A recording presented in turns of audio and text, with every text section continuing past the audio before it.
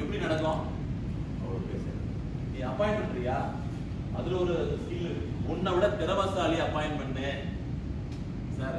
மனம் பண்ணுவான் சார், நம்ம அளவுக்கு இல்லைன்னா எடுக்காது. நீ எடுக்கிற ஆள் உன்னை விட திறமசாலியா இருக்கும். Appoint your person which is knowledge and you ஆங்கிலம் சொல்றாங்க. உன்னை விட திறமசாலி யார் அப்பாயிண்ட் பண்ணி ஜெயிச்சிருவாங்க.